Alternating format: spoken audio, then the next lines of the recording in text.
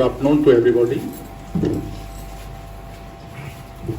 सभा में उपस्थित हमारे पीडी साहब, एडी डायरेक्टर मंडल साहब और जोनल रेलवे से पधारे हुए सूरज मधुरुद्दीन जी और शेख नजीर जी।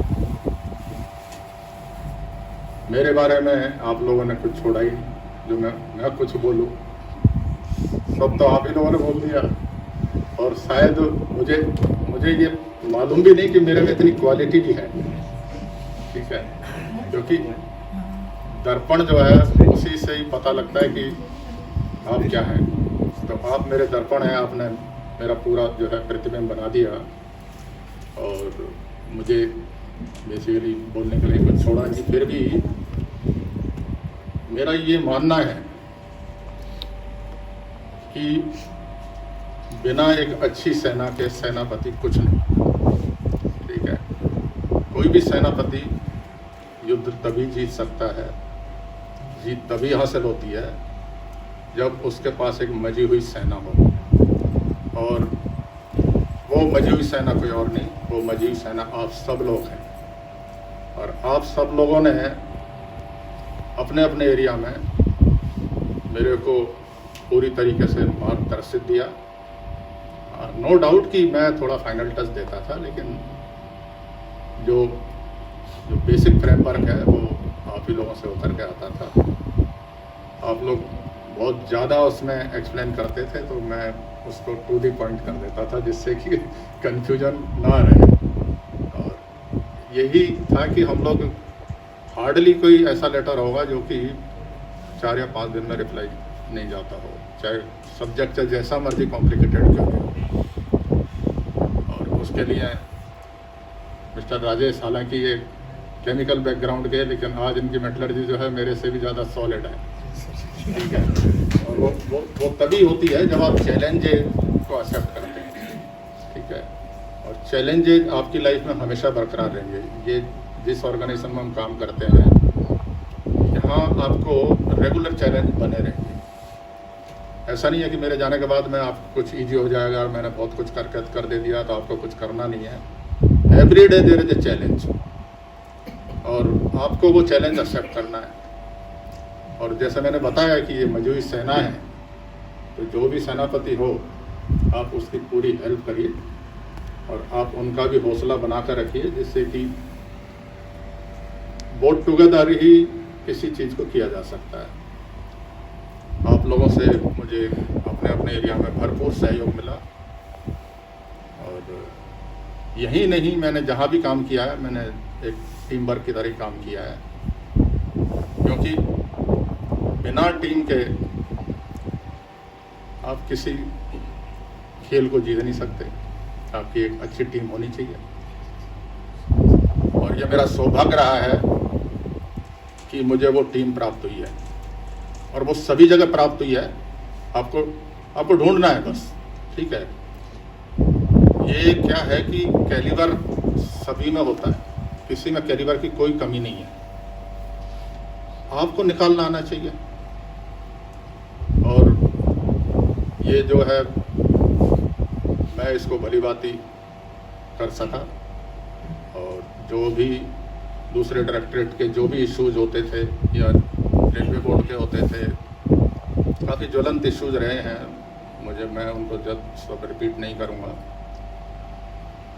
उसको हम लोगों ने बखूबी इसी टीम की सहायता से सबको बखूबी जो है उसको डील किया। और ये एक ऐसा मैंने देखा कि यहाँ से जो एक बार जवाब चला गया तो शायद ही किसी ने उस पर पलट कर क्वेश्चन पूछा। ये एक मैं इसको आप ही लोगों की उपलब्धि मानता हूँ कि आप उतना एक्सप्लेन कर देते हो कि अगले को पूछने के लिए कुछ बचता ही नहीं है।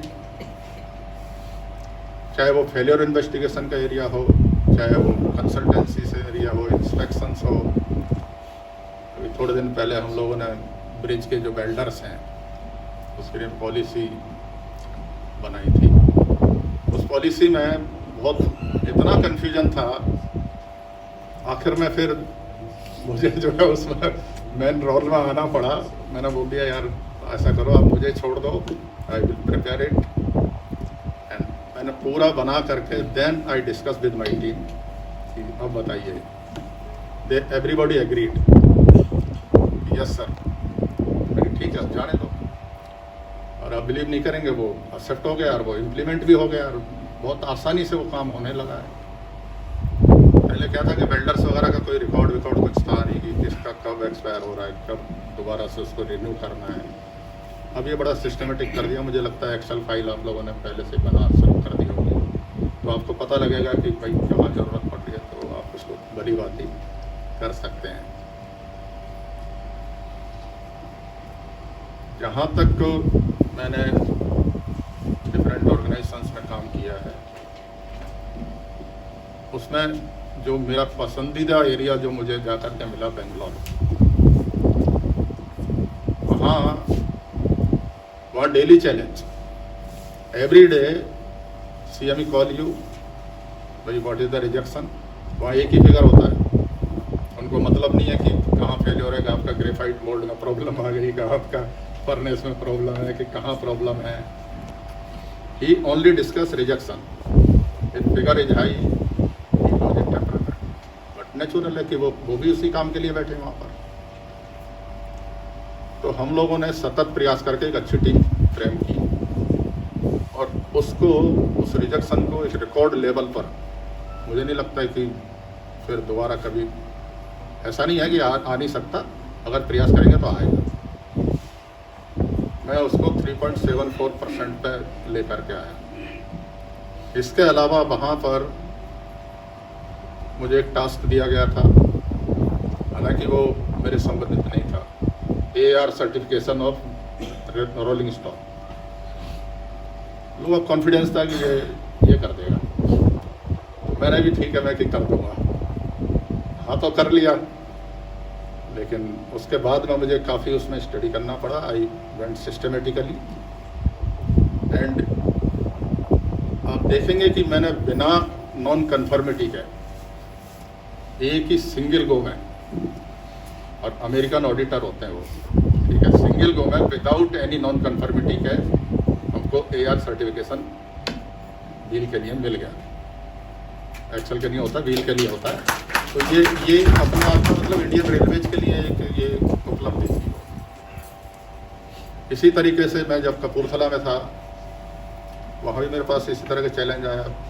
शॉप्स पर वेरी डर्टी, क्योंकि लोग काम करके निकल जाते थे, सफाई पर ध्यान नहीं रखते, इधर कंपोनेंट फैले हुए हैं, इधर फैले हुए हैं, पूरा एकदम से कंजस्टेड हो गए थे कि वहाँ चलने के लिए भी जगह है। रोड्स पर भी सारा स्क्रैप आना शुरू हो गया। Then I was given responsibility to establish 5S work practice, workplace management इसको बोलते हैं, जो कि वीणा जी ने भी बताया था कि उसके 5 प्रिंसिपल्स होते हैं, वो जापानीज सिस्टम पर आधारित है। तो मैंने देखा कि ये जो है, जिसके पास भी जाओ, जिस शॉप में जाओ, तो वो बोलता है सर आप हमारे पास क्यों है, हमसे गंदे तो वो हैं, आप वहाँ क्यों नहीं जाते। तो मैंने क्या, फाइनली जो है, अभी मिस्टर AK सिंह है यहीं पर, ED कैरेज है, he was deputy CME paint.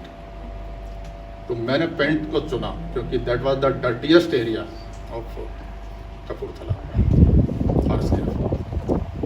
और इनको मैंने कन्विंस किया कि देखिए यार, it is so easy to implement 5S। इनको समझ में नहीं आता था कि होता क्या है।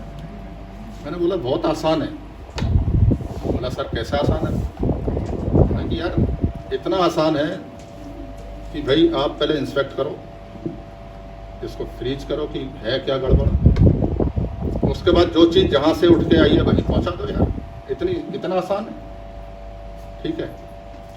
तो सियरी जो है उसमें 5 स्टेप है, सियरी, सेसो, शटॉन, सिकेत्सु, सेत्सुके, आज भी याद है। तो वो उस प्रिंसिपल पर मैंने quality circle forum of India, उनके साथ मिलकर के उस पर हमने काम किया।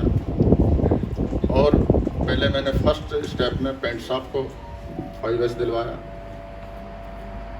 और उसके बाद में फिर एक एक करके, क्योंकि जब पेंट शॉप सुधर गई तो अब लोगों के पास जवाब नहीं मेरे को देने के लिए।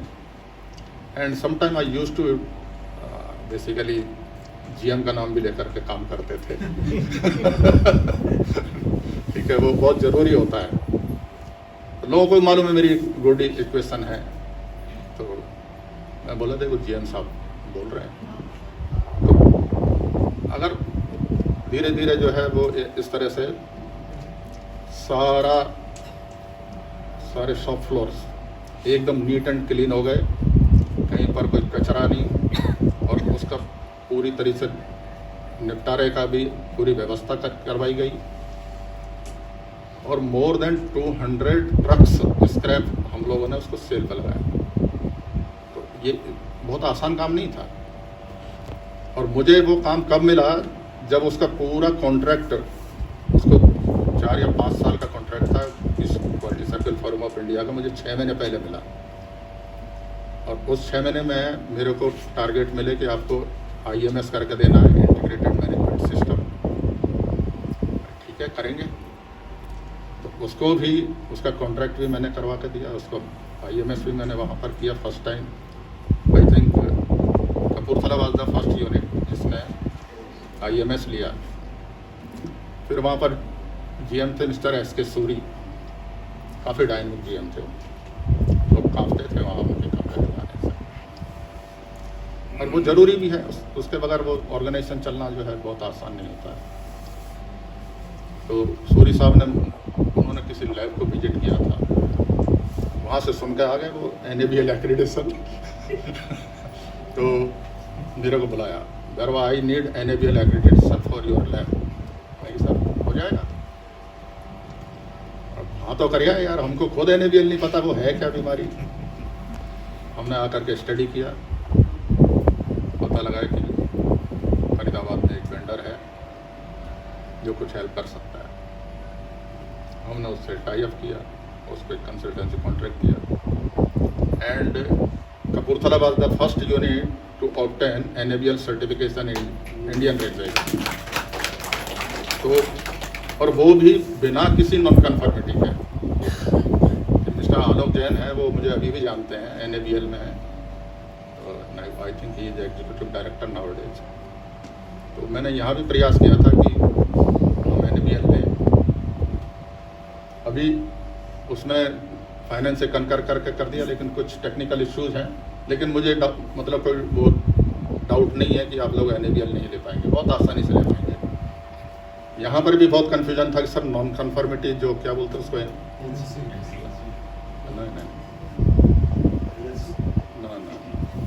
हाँ, अरे डेविएशन कैलकुलेशन करते हो ना आप, हाँ, मेजरमेंट ऑफ अनसर्टेनिटी। अब ये लोग इतने कंफ्यूज, बड़ी बड़ी किताब पढ़ने में कि यार वो सर समझ में नहीं आ रहा। I had several meeting with these people, ultimately मैंने 5 लोग तैयार किए, एक नहीं 5, एंड वो now they are so clear कि अगर NABL आएगा तो अनसर्टेनिटी मेजरमेंट वो चुटकियों में कर देंगे। ये आपको भी मालूम है, आपने भी काफ़ी उसमें एक्टिव रोल किया, और हमारे पास सारे मैनुअल वगैरह वगैरह सब हम लोगों ने वेल एडवांस तैयार करके रखे हैं कि आप तुरंत ले सकते हैं। सिर्फ आपको एक ही स्टेप है कि अप्लाई करना है, अनसर्टेनिटी कैलकुलेट करना है, बस वो आपको मिल जाएगा। तो आप लोग भी NABL वो ज़रूरी भी है, क्योंकि मुझे लगता है कि सारे रेलवेज के सभी लैब्स में NABL एक्टिवेशन हो गया है। तो ये आप लोगों के लिए एक चैलेंज है, लेकिन इतना भी बड़ा चैलेंज नहीं कि आप नहीं कर सकते, बहुत आसानी से आप लोग कर पाएंगे। इस तरह से मेरा ये जो टेन्योर रहा, मैंने आपको ब्रीफली एक्सप्लेन किया कहाँ कहाँ कैसे कैसे काम चैलेंजेज आए, और जनरली मेरे को वही चैलेंज मिला कि ये तो 100% फेलियर हो ही जाएगा, क्योंकि जिसको दूसरे लोगों ने छोड़ दिया वही मुझे मिलता कि जब इसको करके दिखाओ। तो पता नहीं कैसे वो टीम वर्क ऐसा बढ़िया होता था कि लोग जो है उसको समझ जाते थे और उसको वो काम हो जाता था। मेरा को तो फालतू मतलब उसमें क्रेडिट मिलता था, लेकिन टीम का ही उसमें ज़्यादातर योगदान होता है। यहाँ भी मेरी टीम ही जो है स्ट्रांग है, और मैं आशा करता हूँ कि आप फ्यूचर में भी जो भी आपको चैलेंजेस मिलेंगे उसको आप इसी तरह से एक्सेप्ट करेंगे, और आप मुझे रिटायर्ड तो समझिए ही नहीं, ठीक है, मैं आप लोगों से हमेशा जुड़ा रहूँगा। कोई भी टेक्निकल मैटर हो, मैं उसी तरीके से काम करूँगा, आप लोगों की उसी तरह से हेल्प करूँगा जो अभी मैं करता हूँ। मैंने कभी ये ऐसा मतलब उसको डिफ्रेंशिएट नहीं किया कि यार डायरेक्टर ने लिख दिया तो डायरेक्टर जाने। जनरली इस तरह की वर्किंग होती है कि यार उसने लिख दिया वो फंसेगा तो, लेकिन वो नहीं। मैंने इनको हर चीज़ मैंने बोला है, without hesitation you send me draft, जो करना होगा मैं करूँगा, अप्रूव मैं करूँगा, प्रॉब्लम होगी मुझे होगी, लेकिन आप लोग हिम्मत करके कामों को मतलब लेट ना करें और टाइमली डिस्पोज कर दें। और आप देखिए कि आज भी मैं ये ऑफिस पूरा देख के आया हूँ, मेरे पास कोई रेफरेंस पेंडिंग नहीं है। आपका एक था, क्या था वो, एक है, तो वो था तो वो उससे पहले मैं वो ऑफिस डिसेबल कर दिया, तो वो आप पुल बैक दैट फाइल, ठीक है ना। मैं आप लोगों के सहयोग के लिए, क्योंकि आप मेरे एक तरह से मतलब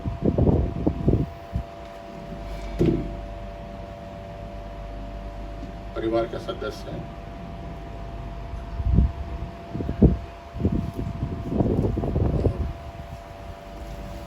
आपके इस जो मुझे इस टेन्योर में यहाँ पर रहने के दौरान जो भी सहयोग आप लोगों ने दिया, मैं उसको हमेशा याद रखूँगा।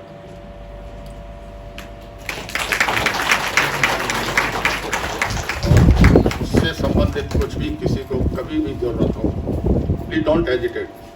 मैंने यहाँ भी बोल कर रखा है, चाहे आधी रात को आप मुझे फ़ोन करिए, आई विल बी अवेलेबल। आप कभी भी किसी भी टेक्निकल डिलेमा में हो, आप बेधड़क मुझसे कम पूछ सकते हैं, आपको सही मार्गदर्शन ही मिलेगा। मैं आप सब लोगों का इतनी सुंदर पार्टी के लिए तहे दिल से आप लोगों का धन्यवाद हूँ। और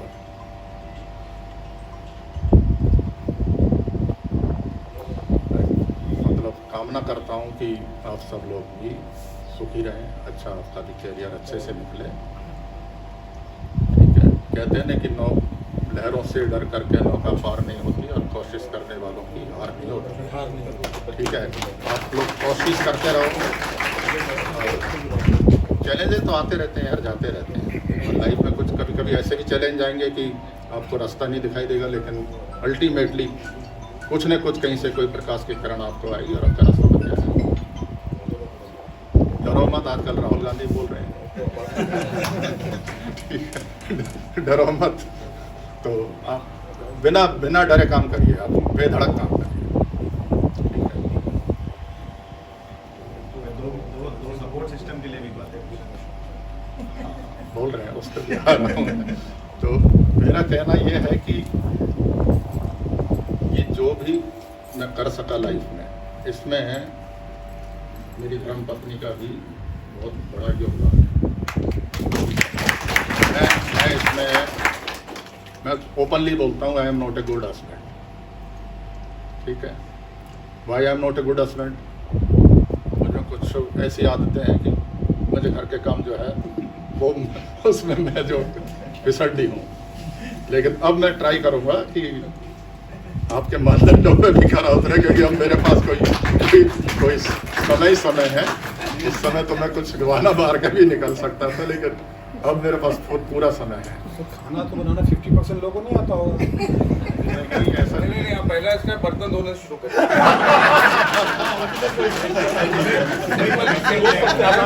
सुबह कमिटमेंट दिया है कि सुबह 4 बजे उठ के बर्तन, सिंपल से शुरू तो करिए। मैंने आज सुबह ही बात की, तो बोला आप ऐसे ही उठाएंगे। मैं कि नहीं, अब मैं 4 बजे उठूँगा और आपकी हेल्प जो भी मेरे से उत्पन्न करूँगा। ठीक है, ये सब मजाक की बात है, लेकिन मुझे कभी ऐसा अवसर देंगे ही नहीं ये लोग। लेकिन मैं चाहूँगा कि मुझे ऐसे अवसर मिले और मैं उस एरिया में भी अपने आप को, चलो उस समय नहीं कर सका तो अब तो प्रूव कर दूँगा, अब तो मेरे पास सफिशिएंट समय है। ठीक है, और मेरे जहाँ तक बच्चों का वो है, तो आपको पता ही है, आपने सबको मालूम ही है कि मेरे 2 बेटे ऑस्ट्रेलिया में हैं, वो सब वेल सेटल्ड वहाँ के सिटीजन हैं। छोटा बेटा जो है बेंगलोर में है, बहू है सुपाली, ये भी अभी TCS में है। और अच्छा था तुम्हारा अभी जो ऑफर है IBM का, IBM से भी इनको ऑफर पड़ा हुआ है। तो इन लोगों ने भी मेरे को पूरी तरह से कभी इस तरह से मतलब एक होता नहीं कि फादर वाली बात नहीं रखी, कोई गैप मेंटेन नहीं है, जो बोलना है स्पष्ट बोलना है। और यहाँ से भी स्पष्ट जवाब जाता था और कभी बच्चों की तरफ से मुझे मतलब कभी दुखी नहीं रखा है। आज भी ये है कि कुछ भी बोले तो वो काम ये लोग कर देते हैं। मैं तो इन लोगों का भी मतलब ऋणी रहूँगा। अदरवाइज क्या होता है कि आप पूरी ज़िंदगी आपको सेटल करने में निकल जाती है।